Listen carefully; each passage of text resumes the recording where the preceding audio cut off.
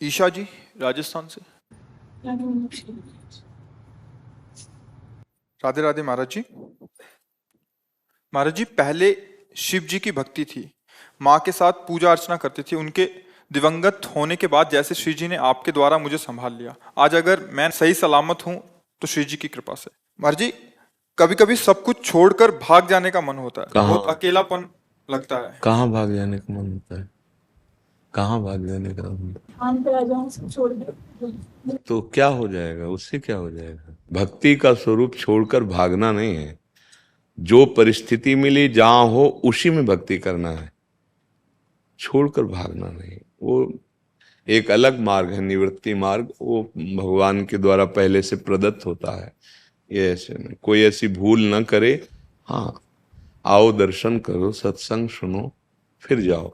जहां हो, जो तुम्हें सेवा मिली है, जो तुम्हें कर्तव्य मिला है, उसको ईमानदारी से करते हुए भगवान को समर्पित कर दो। नाम जप करो, यही भक्ति का स्वरूप है। मन बड़ा बदमाश है। ये आज कहेगा छोड़ के भाग के चले जाओ, कल क्या कहेगा? क्या क्या इसकी हम बात मानेंगे? आप देखो, इसकी बातें देखो। ये एक ही सलाह देता है क्या? ये तो क्षण क्षण में बिजली की तरह रंग बदलता रहता है। कभी वैराग्य, कभी भोग, कभी संसार, कभी भगवान। इसकी बातें नहीं माननी। एक पद्धति से चलना चाहिए। जब हम गृहस्थ धर्म में हैं तो हमारा धर्म ही गृहस्थ है।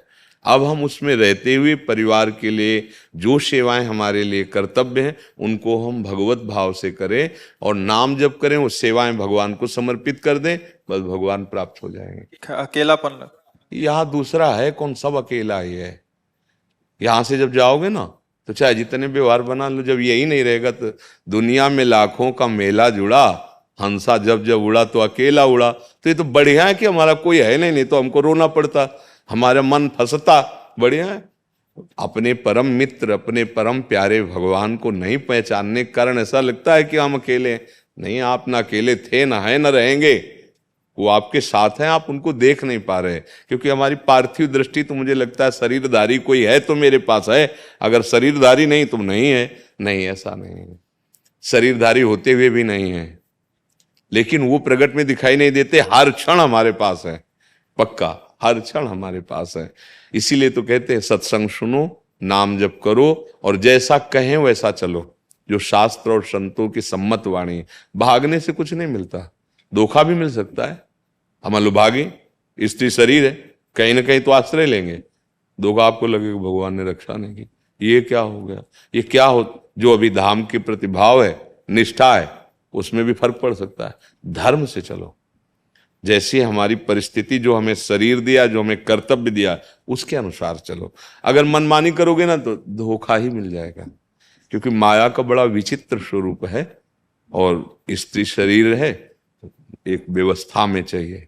स्त्री शरीर के, अब जब पुरुष शरीर आप फुटपाथ में सो जाइए, लेकिन स्त्री शरीर में तो ऐसा नहीं हो सकता ना। उसके लिए एक व्यवस्था चाहिए। तो भगवान ने जो व्यवस्था आपको दी है, जहां जैसे आप रह रहे वहां रह करके भजन कीजिए और जो सेवा दी है वो सेवा करते हैं। हमारी राय तो यही है, आगे भगवान जैसी प्रेरणा करें। जो महापुरुष स्त्री शरीर में हुए हैं वो एक अलौकिक शक्ति रही है। अपने लोगों ने अपनी जो अध्यात्मिक शक्ति थोड़ा कभी किसी जन्म की होगी वो भोगों में खत्म कर दिए, सामर्थ्य नहीं रह गई। आप देखो, अगर 2-3 दिन 4 दिन भोजन न मिले तो कैसा रहेगा? सर्दी, गर्मी, वर्षा, ये सब कष्ट सहकर तब अध्यात्म बल से वो युक्त होकर, अब अपने लोग ऐसी सामर्थ्य हैं, high blood pressure, low blood pressure, sugar, चश्मा लगे, बड़ी बड़ी समस्याएं, घर में चुपचाप नाम जप करो और जो व्यवस्था भगवान ने दी उसी को भगवान को अर्पित करके सेवन करो। इसीलिए हम बार बार सबसे कहते हैं नाम जप, नाम जप। इसी से परम, भागने से कहीं नहीं होगा। नहीं होगा भाई, मान लो। कहीं भी भागने से, आप जाओ दर्शन करे आओ, फिर देखो हृदय की दशा क्या है, वही है। क्यों? क्योंकि भजन के बिना कहीं भी चले जाओ। अच्छा, भजन है, आप अपने घर में भजन करेंगे तो आंखों में वृंदावन वहां से दिखाई देने लगेगा, प्रिया प्रीतम वहां से, बिहारी जी वहां झलकने लगेंगे। अच्छा भजन करो जैसे कहा जाता है, वहीं आपको मतवाली हो जाओगे भगवान में। तो हमारी तो प्रार्थना यही है कि शरीर, परिस्थिति, कर्तव्य, इन तीनों के अनुसार हमारा व्यवहार होना चाहिए। हम ऐसा कोई व्यवहार ना करें जिससे हमारी बनी हुई आस्तिकता, श्रद्धा भी नष्ट हो जाए और हमारा जीवन व्यर्थ हो जाए। तो बहुत सावधानी पूर्वक रहना चाहिए। मनमानी, देखो समय बहुत विचित्र है। आज वो समय नहीं कि आप बिना पैसा के पानी पी लें।